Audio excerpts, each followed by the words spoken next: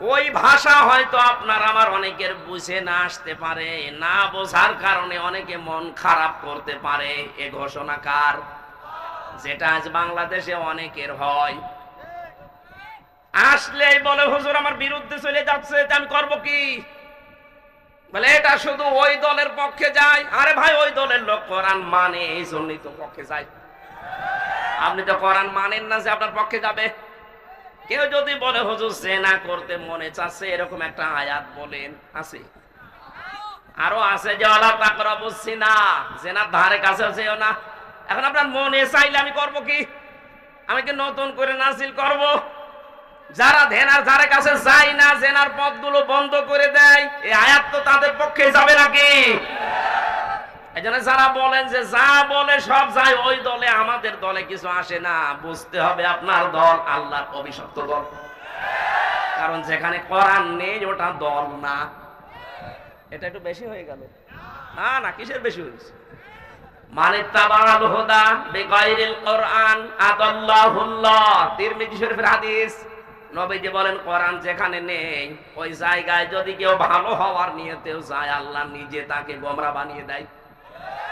সুতরাং আজকে যদি আপনি কোরআন শুনতে এসে থাকেন, নিয়ত যদি আপনার থাকে, সিদ্ধান্ত নিয়ে বাড়ি যাবেন। যেখানে কোরআন নেই ওই দরবার যদি আমার বাবাও তৈরি করে রাখে, আমি ওখানে নেই। যেই দলে কোরআনের কর্মসূচি চলে না, ওই দল যদি আমার বড় ভাইও তৈরি করে, আমি ওই দলে নেই। ওখানে যদি আমি জেনে শুনে থাকি, আমাকে খারাপ বানাবে কে? শব্দটা আদাল্লাহ।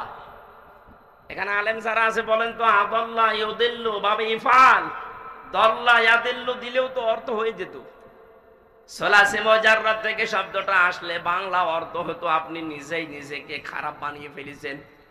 কিন্তু আদাল্লাহ শব্দ বাবে ইফাল থেকে আসার কারণে বাংলা অর্থ দাঁড়িয়েছে আপনার নিয়ত ভালো ছিল, কোন জায়গায় যাচ্ছিলেন, সে কোনো দল করেন, কোন দরবার বলেন, কোন পূজার মণ্ডপে বলেন, নিয়ত ভালো ছিল, কিন্তু কোরআন সেখানে নিয়ে কোরআনের কর্মসূচি ছিল না। এই জন্য আল্লাহ নিজে দায়িত্ব নিয়ে আপনাকে আরো খারাপ বানিয়ে দেবে। আপনি চিন্তা করেছেন কথার ওজন কত? এই জন্য আজ সিদ্ধান্ত নেওয়া লাগবে যে এই দলে কোরআন নেই, ওই দলের প্রতিষ্ঠাতা আমার বাবা হলেও আমি ওই দলে আর থাকবো না। আমি যদি ভালো হওয়ার নিয়তে ওই দলে থাকি, আমাকে খারাপ বানিয়ে দেবে কে? এটা মানবেন কারা দেখি? লিল্লাহি তাকবীর। আন্দাজে হাত তোলা যাবে না, বুঝে শুনে হাত তোলেন। কোরআন যে দলে নেই ওখানে আপনি আর মরণ পর্যন্ত থাকতে পারবেন না। এবার হাত তোলেন। আবার হাত তুলছে মানে আন্দাজে, এটা যেন মেনে নিতে পারেন তারা হাত তোলেন। দেখেন তো হাত তোলেনি কে? আলহামদুলিল্লাহ, এই মাহফিল সাকসেস হয়ে গেছে। আমি মোনাজাত করে দিলাম, আর কিচ্ছু লাগবে না ভাই। এটা ঠিক থাকবে তো? আগে সামিয়ানা পার হলে আগে যা ছিলেন তাই। সুলাইমান নবী আলাইহিস সালামের জামানার একটা কাহিনী পড়েছিলাম তাফসিরে, সূরা নমলের তাফসিরে। সুলাইমান নবী একবার জিনদেরকে বললেন একটা মসজিদ তৈরি করো। ওরা মসজিদ তৈরি করার পরে আবার ভাঙ্গা আরম্ভ করেছে। সুলাইমান নবী এসে বলে কই মসজিদ? বলে বানিয়েছিলাম আবার ভেঙে ফেলেছি। কেন?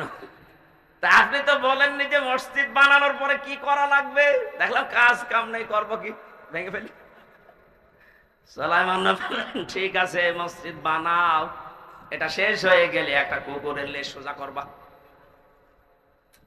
ওটা ঠিক মসজিদ কমপ্লিট করে কুকুর নিয়ে এসে লেজ ধরে টানে, লম্বা হয়ে যায়, যে ছেড়ে দেয় আবার কাছে যায়।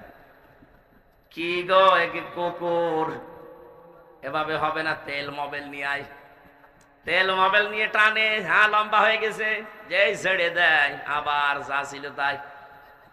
জিনারা বলছে এভাবে হবে না, বাঁশ নিয়ে আয়, জায়গা মতো বাঁশ দে, বাঁশ দিয়ে টাইট করে বেঁধে রাখ। 5 দিন 7 দিন বেঁধে রাখার পরে যখন যেই খুলে দেয় আগে যা ছিল তাই। সুলাইমান নবী এসে বলছে কি করো? বলছে হুজুর করবো কি, কি কুকুর। আমরা তো টানা টানিতে ব্যস্ত আছি, যত টানি লম্বা হয় ছেড়ে দিলেই কাছে যায়, বহু জিনিস দিয়ে আমরা টানাটানি করেছি, হাত দিয়ে টেনেছি, তেল দিয়ে টেনেছি, বাঁশ দিয়ে টেনেছি, কিছুই হয় না। আমার তো মনে হচ্ছে 15.5 বছর অনেকের চরিত্র এই লেজের মতো হয়ে গিয়েছিল। এদেশের 18 কোটি জনগণ তাদেরকে শোধরানোর জন্য বহু চেষ্টা করেছে। কেউ হাত দিয়ে টেনেছিল, কেউ মুখের ভাষা দিয়ে, কেউ তেল দিয়ে, কেউ বাঁশ দিয়ে, কেউ জীবন দিয়েও টেনেছে। কিন্তু কুকুরের লেজের চাইতেও খারাপ, ও কোনোদিন সোজা হয়নি, শেষ পর্যন্ত সোজা হয়েছে পালিয়ে। এখন বুঝতেছে যে কি করলাম।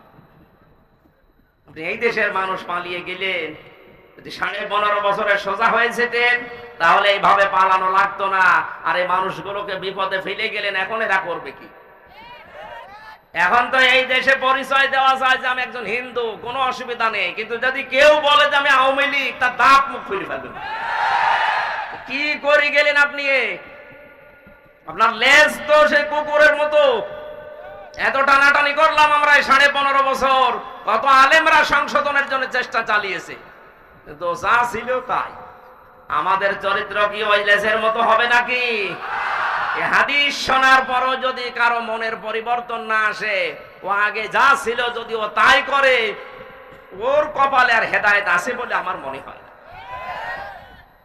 সুতরাং যারা সিদ্ধান্ত নিয়েছিলেন একচ্ছত্র ভাবে, একেবারে খাঁটি ভাবে নিয়েছেন, তো কোরআন যেখানে নেই আমি ওখানে নেই, কারণ আমার আখিরাত তো আমি ধ্বংস করতে পারি না। কথা বলেন না কেন? দুনিয়া একদিকে হয়ে যাক, আমি যদি একা থাকি তাও আমি একা দাঁড়িয়ে থাকবো ইনশাআল্লাহ। কোরআনের কথা না বোঝার কারণে মন খারাপ হয় এমন দর্শক শ্রোতা নেই? আছে? কারা আছেন এরকম মন মানসিকতা নিয়ে? হাত তোলেন তো। আছে? নাই তো যে দুইজন আজ থানায় যে এডিসির কাছে নালিশ দিল, এরা কারা? এরা তো হিন্দু ভাইরা না, মুসলমান। এরা মনে করে যে আমাদের পক্ষে হুজুর বলে না। আরে ভাই, আমি আয়াত পাবো কোথায়? তাহলে আপনি অন্য কোনো বই এনে দেন, আমি সেইটা বলি। তাছাড়া কোরআনে আপনার পক্ষে যাওয়ার মতো কোনো আয়াত নেই। তখন বলে ঠিক আছে, যখন আমার পক্ষে কোনো আয়াত নেই তখন আমি এটা হতে দেব না, বন্ধ করে দেয়। এটা বন্ধ করে আপনার কপাল যে ওই জালেমের মতো পড়বে, আপনি টের পাচ্ছেন? এই 15.5 বছরে কোরআনের আলোচনায় যত বাধা দিয়েছে, তত কপাল পুড়েছে। 14 জায়গায় অনুমতির সিস্টেম করেছিল। আরে ভাই, আমি কি আমার বাবার কথা বলার জন্য কুষ্টিয়া থেকে এসেছি? কোরআনের তাফসীর পড়ে আমি যতটুকু বুঝি ওইটা আপনাকে বোঝানোর জন্য আসলাম। আর আপনি এমন সিস্টেম করে রেখেছেন যে 14 জায়গায় যান, পারমিশন নেই। ওরা বলতো না সরাসরি যে কোরআন বন্ধ করে দেব, কিন্তু যেন বন্ধ হয় এই লাইনগুলো তৈরি করেছিল। ও 14 জায়গায় কেউ যাবেও না, ও ছাতা বলবে দরকার নেই, মমতাজকে নিয়ে আয়, 5টা যায় গান দি। আল্লাহ এখন পুরা পরিবেশ পাল্টিয়ে আজ মুমিনদের হাতে দেশটা তুলে দিয়েছে। ডক্টর মোহাম্মদ ইউনূসকে খালি সুদখোর বলে যারা গালি দেন, আরে ভাই, উনি কি নিজে ডাইরেক্ট সুদ খাচ্ছে? উনি একটা চাকরি করে ওই প্রতিষ্ঠানে। লোকটা যাই করুক, উনি যে ক্ষমতা পাওয়ার পরেই জানিয়েছে দেশে অন্যান্য ধর্মের অনুষ্ঠান যেভাবে চলে, কোরআন ওইভাবে চলবে, কোনো অনুমতি লাগবে না। এই কারণে আল্লাহ তার মাফ করে দিল। ওনার জীবনে কিছু কবুল হবে কি না হবে আমি জানি না, কিন্তু কথাটা কত বড় মারাত্মক কথা যে 96% মুসলমানের দেশে কোরআনের অনুষ্ঠানে অনুমতি নেওয়া লাগে। এ কিসের? প্রথম তিনি বলেছে কোনো অনুমতি লাগবে না। কিছুদিন আগে বাংলাদেশের সবচাইতে বড় গোয়েন্দা বিভাগের প্রধান, আমি নাম নিলাম না, আপনাদের এই বিভাগে বাড়ি তার, উনি আমাকে বলছে, হুজুর কোরআনের কথা যে এই ফোর্সে বলা দরকার, আপনি ওই ফোর্সে সারা বাংলাদেশের 56,000 বর্গ মাইলের প্রত্যেক জায়গায় বলবেন, কোনো অনুমতি লাগবে না। যদি কেউ বাধা দেয়, শুধু নাম, ঠিকানা, বাবার নামটা আমারে দেবে, ওর ঠ্যাং ভেঙে ফেলবে। আমি বললাম যে স্যার, আপনি এতদিন ছিলেন কোথায়? বলছে, হুজুর আমি নতুন দায়িত্ব পেয়েছি, আমি একজন মুসলমান, আর মুসলমানের যা কাজ আমি তাই করব। আলহামদুলিল্লাহ, আল্লাহ স্যারের হায়াত যেন বাড়িয়ে দেন। আমি নাম নিলাম না তার সিকিউরিটির জন্য। মাঝে মাঝে আমার সাথে যোগাযোগ হচ্ছে। কোন জায়গায় এখন আর বাধা নেই। আগে যে প্রশাসন বাধা দিত, সে প্রশাসন আজকে বলছে, হুজুর তাড়াতাড়ি আসেন, আপনার কেন তুলে দিই। কারণ সবার প্রতি এখন একই নির্দেশ সারা বাংলাদেশে, যে কোরআনের অনুষ্ঠানে কোনো বাধা নেই। এই কিছু মুনাফিক নামধারী মুসলমান এরা হট্টগোল করে, ওরা জানে যে কোরআন আলোচনা হলে আমাদের কোনো কথার ভেতর, আপনার ভেতরে যদি কোনো কথা কোরআনে না থাকে ওই রকম কাজ কারবার করা যাবে? আমি আপনাকে বাঁচাতে চাচ্ছি আর আপনি দৌড় দিয়ে জাহান্নামে যেতে চান, যান, দরকার হয় লাথি দিয়ে আরো ফেলে দেবো, যান। প্রথম নাম্বার হারাজনের ব্যাখ্যা কি বলেছিলাম, আমি বানিয়ে বলছি না, যত তাফসীর আছে বাংলাদেশে আপনি আসেন আমি দেখিয়ে দিচ্ছি। এক নাম্বার ব্যাখ্যা এইটা যে কোরআন উপস্থাপন করতে গেলে এমন কিছু মানুষ আছে তারা না বুঝে বিরোধিতা করতে পারে, ওই জামানায় করেছিল, এখনো করছে, এটা কিয়ামত পর্যন্ত করবে। আর যারাই করবে তাদের কপাল আবু লাহাবের মতো, আবু সেহেলের মতো পুড়বে। সে 1400 বছর আগে ওরা মারা গেছে, এখনো পর্যন্ত ওদের নামে বরদোয়া থেমে নেই। এক কথা বলে না কেন? কারণ কি, ওরা কোরআন বিরোধী ছিল। 1400 বছর আগে মারা গেছে হযরত ওমর, হযরত আবু বকর সিদ্দিক, তাদের নামে বরদোয়া না, দোয়া থেমে নেই, সারা পৃথিবীতে তাদের জন্য দোয়া হয়। কথা বলে না কেন? সুতরাং আপনাদের জীবন, আমাদের জীবন হযরত ওমরের মতো যেন হয়, আবু লাহাবের মতো যেন না হয়। হয়তো আমরা কেউ এখানে 100 বছর পরে কেউ থাকবো না, কিন্তু এখান থেকে 200 বছর পর যারা আসবে তারা নাম জানে যদি যে আমক লোক এই বীরগঞ্জে কাহারলে আল্লাহর কোরআনে বাধা দিত, আপনার জন্য দোয়া করবে। 200 বছর পরও আপনি কবরে এই ফ্ল্যাক্সি লোড হয়ে ওদের বরদোয়া যাবে, আর যা পাওয়ার আপনি তাই পাবেন। যেন নিজের কপাল নিজে নষ্ট করেন না। দ্বিতীয় নম্বর ব্যাখ্যাটা বলবো, হেঙ্গাবি আপনি যখন কোরআন প্রচার করবেন, উপস্থাপন করবেন মানুষের সামনে, আবহমান কাল থেকে ওই দেশে ওই এলাকায় এমন এমন ইবাদত মানুষ জারি করে রেখেছে ইসলামের নাম দিয়ে, অথচ ওটা ইবাদত না। আপনি কোরআন বলতে গেলে ওই ইবাদত গুলো তো টিকবে না, কারণ কোরআনে কারিমে নির্ধারিত করা আছে ইবাদতকে কি। কোরআনে 500 আয়াত আছে শরীয়তের বিধান, আপনি 501টা বানাতে পারবেন না। একটা বানাতে গেলে হয় আপনাকে বানানো লাগবে, কথা বলে না কেন? 500 আছে কোরআনে কারিমে শরীয়তের বিধান, এরপরে 501টা বানাতে পারবেন। বানাতে গেলে আপনাকে নাজিল করা লাগবে, নাজিল হবে আর আরো জোরে বলেন, কিয়ামত পর্যন্ত মানব জাতির জন্য আর একটা কথাও নাজিল হবে না, যা হওয়ার সবের ভেতরে আছে। দিন যত যাবে তত কোরআন থেকে মানুষ গবেষণা করে নতুন তথ্য বের করতে পারবে। জোরে বলেন সুবহানাল্লাহ।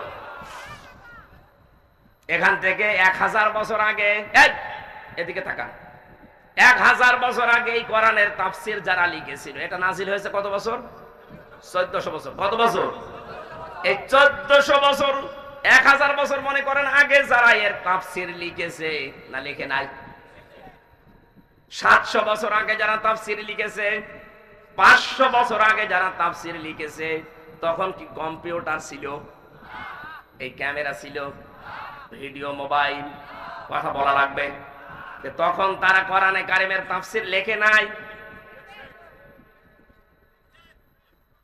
আল্লাহ রাব্বুল আলামিন কোরআনে কারিমে সূরা, এটা জিলজালের ভেতরে আছে সম্ভবত, মাফামাইয়া আমাল মিসকালা যাররাতিন খায়রান ইয়ারা ওয়া মাইয়া আমাল মিসকালা যাররাতিন শাররান ইয়ারা। সূরা জিলজালের শেষ আয়াত এগুলো, শেষ দুইটা আয়াতে আল্লাহ জানিয়েছেন কোন মানুষ যদি যাররা পরিমাণ ভালো কাজ করে কিয়ামতে সে দেখতে পাবে, কিয়ামতের ময়দানে যাররা পরিমাণ খারাপ কাজ হলেও দেখতে পাবে। এই বাংলার মুসলমানেরা, এই আয়াতের তাফসীর যারা 1000 বছর আগে লিখেছে, এই ক্যামেরা, ভিডিও, মোবাইল এগুলো যখন ছিল না, তখন তারা কি লিখেছে? কারণ একটা জিনিস অতীত হয়ে যাওয়ার পরে ওটা আবার দেখা যায়। এই ভিডিও আবিষ্কার হওয়ার আগে কথা মানুষকে বোঝানো সম্ভব ছিল না। একটা জিনিস অতীত হয়ে গেছে, ওটা 10 বছর পরে আবার হুবহু ওইভাবে দেখা যায়। ভিডিও ক্যামেরা আবিষ্কার হওয়ার আগে এটা কাউকে বোঝাতে আপনি পারতেন? তাহলে এই আয়াতের তাফসীরে যে এরো আছে, এরো মানে চোখ দিয়ে দেখা। কিন্তু আমরা তাফসীরে, আমরা এর আগের যে পুরাতন তাফসীর আছে সেখানে পড়েছি, কেউ যদি যাররা পরিমাণ ভালো মন্দ কাজ করে কিয়ামতে তাকে দেওয়া হবে। দেওয়া হবে মানে দেওয়া আরবি তো এরো না, দেওয়া আরবি আতা। আতা উতু তাকে দেওয়া হবে, এই শব্দ আল্লাহ দিতে পারতেন না? আল্লাহ ওই শব্দ জানে না? কথা বলে না কেন? আল্লাহ জানে। সূরা আনামের 44 নম্বর আয়াতের মাঝের অংশে ওই উতু শব্দটা আছে। হাত্তা ইযা ফারিহু বিমা উতু আখাযনাহুম বাগতাতান ফাইযা হুম মুবলিসুন। বলেন আল্লাহু আকবার। ওই যে ওখানে মাঝখানে উতু শব্দটা আছে, ওটা আতা, এত উতু, ওই শব্দটা ওখানে বাংলা অর্থ হচ্ছে আপনাকে দেওয়া হবে। আর এখানে আল্লাহ এরা দিয়েছেন, র এরা মানে এই যে চোখ দিয়ে দেখা। দেখার যতগুলো আরবি আছে, আমি যতগুলো আরবি পড়েছি তার ভেতরে দেখা মানে এই চোখ দিয়েও মানুষ দেখে, গবেষণার দৃষ্টিতেও দেখে, কিন্তু সেই দেখা এরা না। এই চোখ দিয়ে যেটা দেখা হয় সেটা আরবিতে র বলে, আর যেটা গবেষণা করে দেখা হয় ওইটাকে বলেন নাজারা। সূরা হাশরের ভেতরে পাবেন, ইয়া আইয়ুহাল্লাযীনা আমানুত্তাকুল্লাহা ওয়াল তানজুর নাফসুম মা কদ্দামাত লিগাদ, ইলা আখির আয়া। ওখানে নাজারা আছে, কি আছে? নুন জর। নাজর মানে গবেষণা করে দেখা, এই চোখ দিয়ে দেখা না। চোখ দিয়ে দেখার আরবি র। এখানে আল্লাহ কি দিয়েছেন? র।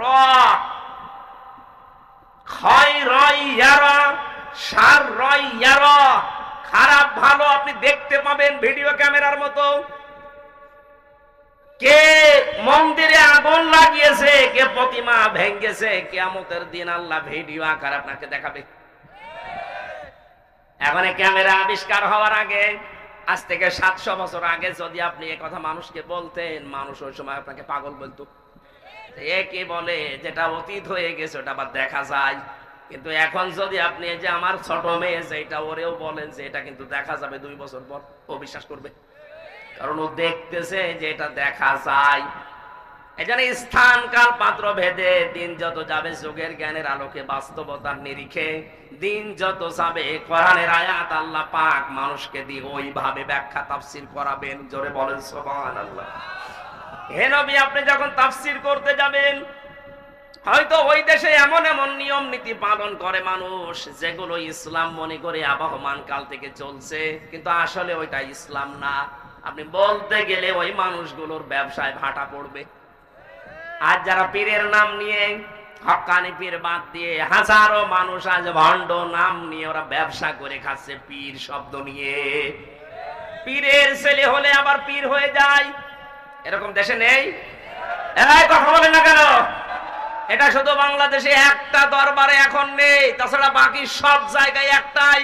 চট্টগ্রামের মরহুম মাওলানা আব্দুল জব্বার রহমতুল্লাহ আলাইহি বাইতুশ শরফে যিনি আছে, শুধু এইটা বাদ দিয়ে বাংলাদেশে এখন আমি আর কোনো জায়গায় পাচ্ছি না। যদিও এর আগে শাহ কুতুবউদ্দিন রহমতুল্লাহ আলাইহি ছিলেন, এরপরে আবার ওই আব্দুল জব্বার সাহেবের ছেলে এখন পীর হয়েছে, তো ওনার পরে ওনার ছেলে হতে পারেনি। এই দরবারটাই শুধু দেখলাম, বহু দরবারে ঘুরে দেখলাম না এই নিয়ম নীতি নেই। আরে ভাই, ইসলামের সাথে কোরআনের সাথে যেটা মেলে না ওটা কি পীরের দরবার হতে পারে? হযরত ওমর যদি বলতেন, এই ভালো করে তাকান, হযরত ওমর যদি বলতেন আমার ইন্তেকালের পর এই চেয়ারে বসবে আমার ছেলে আব্দুল্লাহ, কারণ সব দিক থেকে তিনি যোগ্যতা সম্পন্ন ছিলেন, তারপরেও তিনি কিন্তু একথা বলেননি। উনি বললে কেউ নিষেধ করতো না? কেউ নিষেধ করতো না। তারপরও বলেছেন আমার ইন্তেকালের পরে আমার সন্তান আব্দুল্লাহ যেন না বসে। সাহাবীদের ভেতর থেকে পরামর্শ করে যাকে যোগ্য মনে করো তাকে বসিয়ে দিও, আমার ছেলে যোগ্যতা, তারপরও বসবে না, কারণ আমার ইন্তেকালের পরে মানুষ বলবে ওমর মারা গেছে, মারা যাওয়ার আগে ছেলেকে বসিয়ে গেছে চেয়ারে। আপনার বিবেক কি মরে গেছে নাকি? আপনি এই হাদিসটা একটু তাকাননি কোনদিন? বিশ্ব নবী যদি বলতেন আমার ইন্তেকালের পরে আমার মেয়ে ফাতেমা বসবে চেয়ারে, কেউ নিষেধ করত? আরো জোরে বলেন। উনি করেছিলেন? তা আপনি কোথা থেকে ইসলাম নিয়েছেন আমি তো টের পাচ্ছি না। পীর সাহেব মরিয়ে যেতে দেরি, সঙ্গে সঙ্গে ওনার স্থলাভিষিক্ত হয় ওনার বড় ছেলে নাই মেজো ছেলে। কোথায় পেয়েছেন ভণ্ডামি? আপনি ইসলাম, এই পীরের যে ব্যবসা এই দেশে চলছে, এটা ইসলাম থেকে নেননি, আপনি নিয়েছেন আপনার বাপ দাদার কাছ থেকে।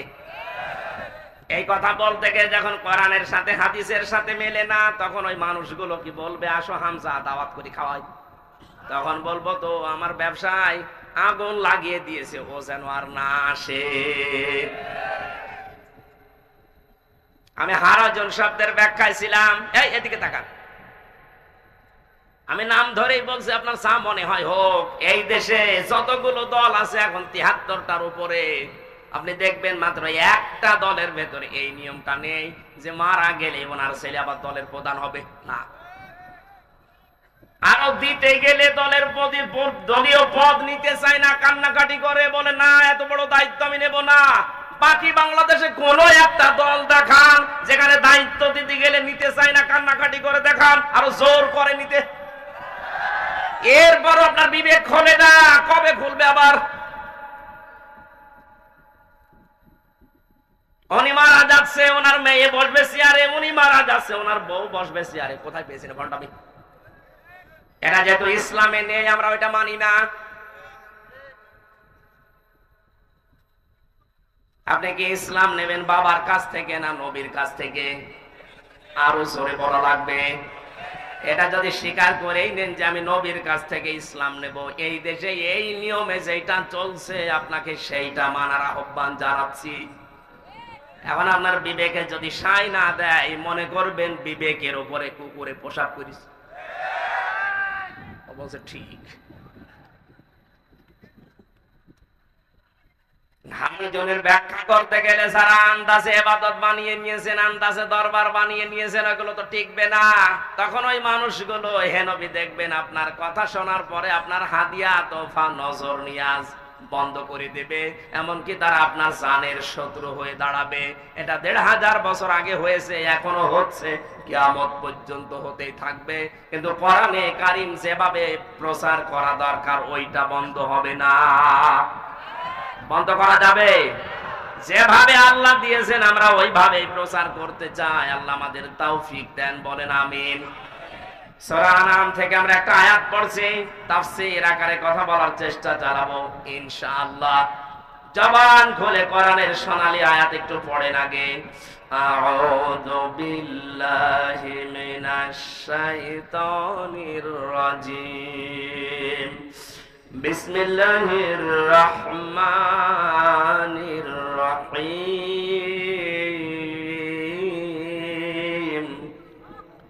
قل تعالوا واتلوا ما حرم ربكم عليكم ألا تشركوا به شيئا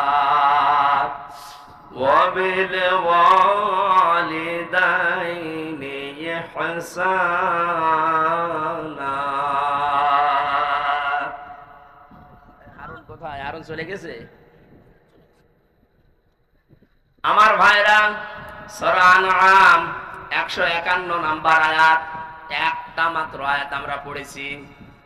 আল্লাহ পাক বলেন, বিশ্ব নবী মুহাম্মদুর রাসূলুল্লাহ ওই জামানায় পৃথিবীর মানুষদেরকে বলেছিল তোমরা আসো।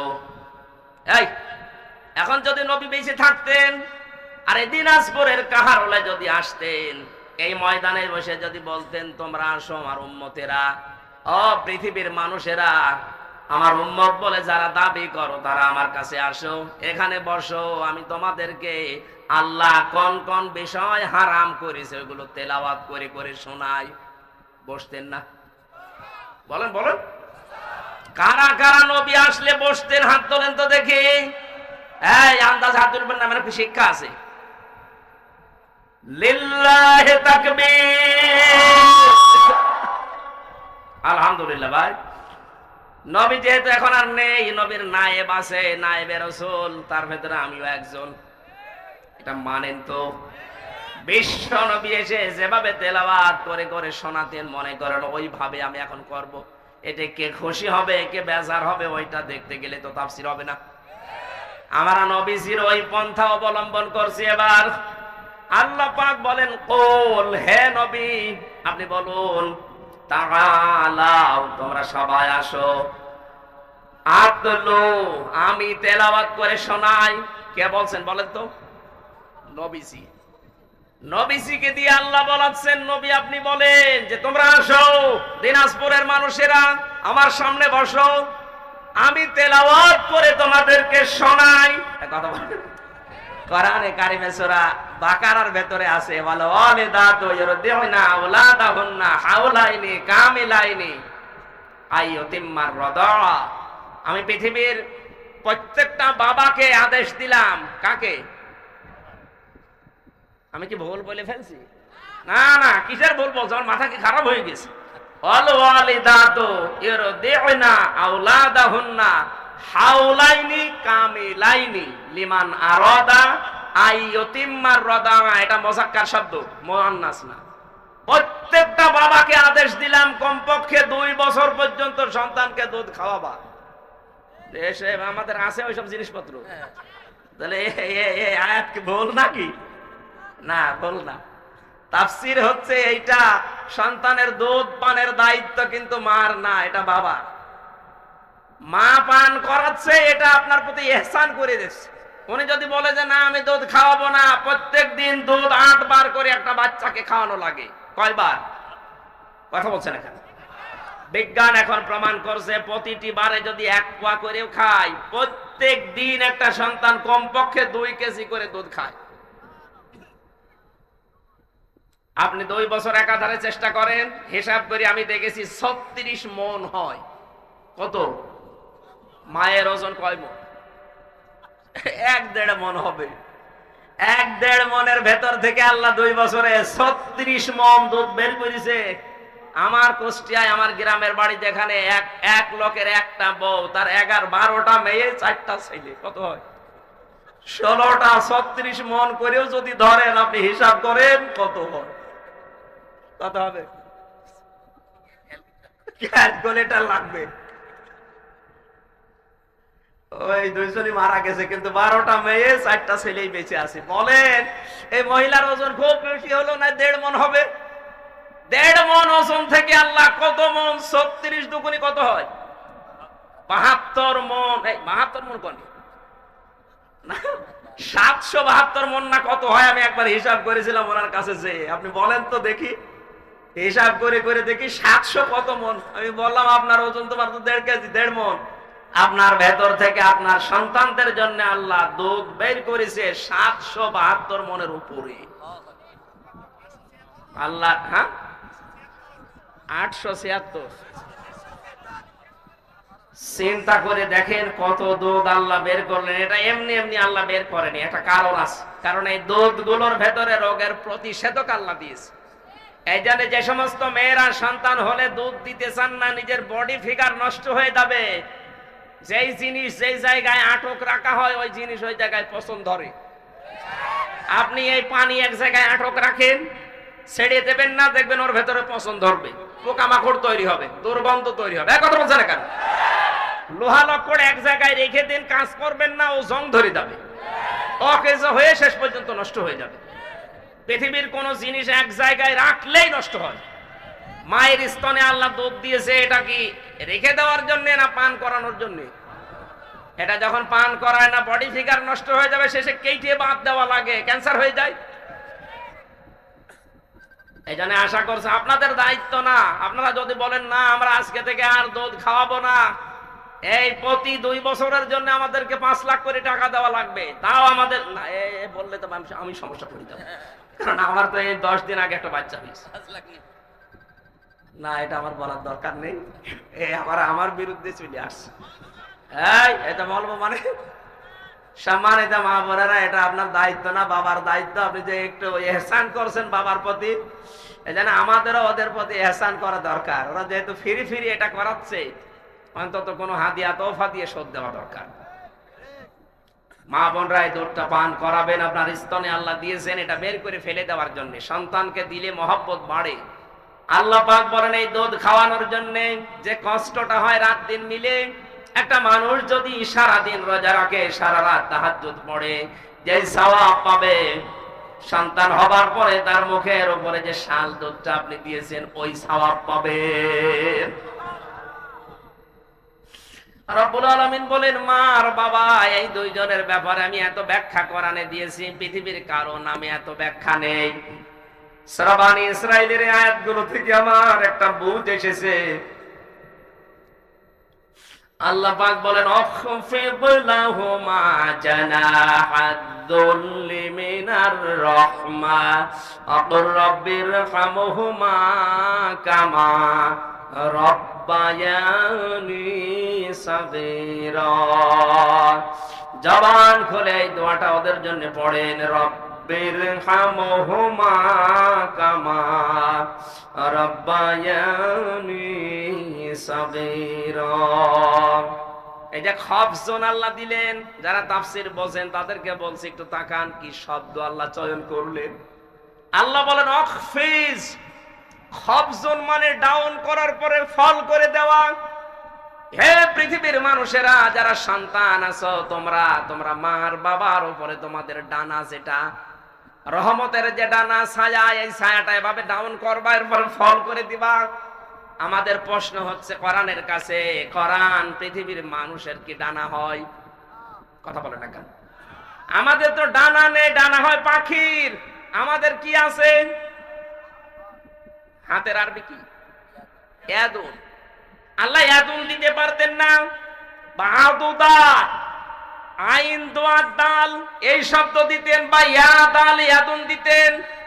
আল্লাহ রাব্বুল আলামিন এই শব্দ বাদ দিয়ে পাখির কাছ থেকে ধার করে নিয়ে হাওলাত করে আমাদের লাগিয়ে দিলেন, যে তোমাদের যে ডানা আছে, জানাহাদ-দুল্লি, নম্রতার যে ডানা, এটা মা বাবার জন্য এভাবে বিছিয়ে শেষ করবা না, ডাউন করার পরে এভাবে ফল করে দিবা।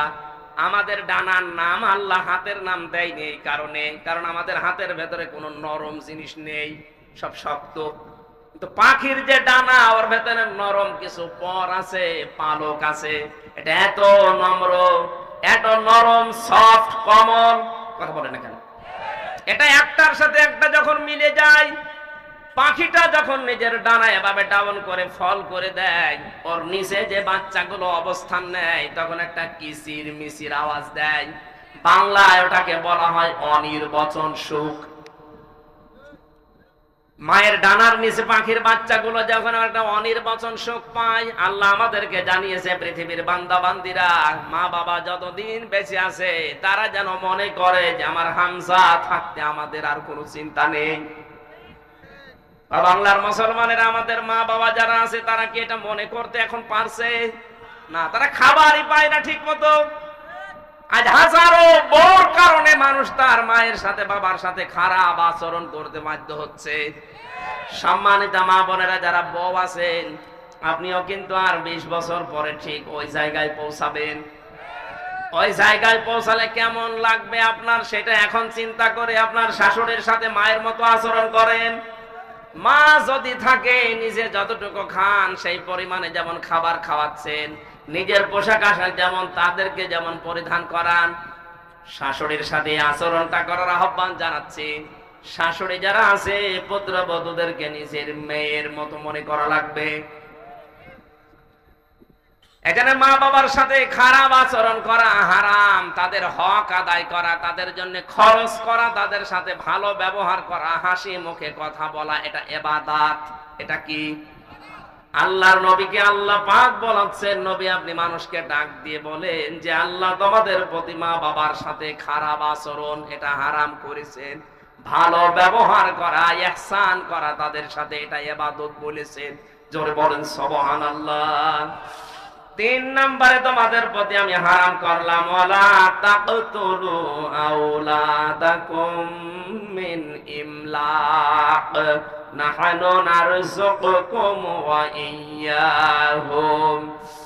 তোমরা কখনো তোমাদের সন্তানদেরকে রিজিকের ভয়ে হত্যা করবা না। এই যে সন্তান যাদের চলে আসে, রূহ যদি এসে যায়, 40 দিনের পরে ওই সন্তানকে আর নষ্ট করা যাবে না। যদি এই মনে করে নষ্ট করে ফেলেন যে না জানি আমি কি খেতে দেব, আপনি কি ওর রিজিকের মালিক নাকি? বলেন না কেন? এই জন্য হারাম কাজটা করা যাবে না যদি তৈরি হয়ে যায়। হ্যাঁ, তৈরি হওয়ার পরে যদি আপনার সামর্থ্য না থাকে, একে মানুষ করবেন কি করে চিন্তা ভাবনা করুন, আগে থেকে সতর্ক হবেন। তো একেবারে শেষ হয়ে গেলে 40 দিন পার হওয়ার পরে কিন্তু ওটা নুতফা, মদগা, আলাক শুরু হয়ে যায়। আমি ওইটার বিস্তারিত ব্যাখ্যায় গেলে অনেক সময় লাগবে, জন্য সামারাইজ করছে। ওয়ালা তাকরাবুল ফাওয়াহিশা, আল্লাহ বলেন ফাওয়াহিশ, ফাহিশা কাজের কাছেও যাওয়া যাবে না, সেটা প্রকাশ্যে হোক আর গোপনে হোক। মা যাহারা মিনহা মা বাতান। ওয়ালা তাকতুলুন নাফসাল্লাতী হারামাল্লাহু ইল্লা বিল হক, অন্যায় ভাবে কাউকে হত্যা করা যাবে না। অথচ আগস্টের 5 তারিখের আগে 1080 জনের তালিকা প্রকাশ হয়েছে। সম্পূর্ণ অপরাধ, সম্পূর্ণ নিরপরাধ মানুষকে তারা হত্যা করেছে। এটা হারাম কাজ ছিল। এই হারাম কাজকে নিজের ক্ষমতা টিকিয়ে রাখার জন্য এই কাজটা যারা করেছেন, আপনাদেরকে ক্ষমা চাওয়া লাগবে ওই পরিবারস্থ লোকদের কাছে যাদেরকে আপনি পুড়িয়ে মারলেন। এই যে আসলে এই যে লাশগুলো ভ্যানের উপরে লাশ তুলে আগুন লাগিয়ে পুড়িয়ে দিল, আবু সাইদের মতো, মুগ্ধ ভাইয়ের মতো যত মানুষকে আপনি হত্যা করলেন দুনিয়া থেকে, এদের কি বিচার ব্যবস্থার দ্বারা প্রমাণ হয়েছিল এরা অপরাধী, এদেরকে মেরে ফেলো? হয়নি, আপনি নিজে মারলেন। সুতরাং যারা মানুষ হত্যার সাথে জড়িত অন্যায় ভাবে, এটা হারাম কাজ।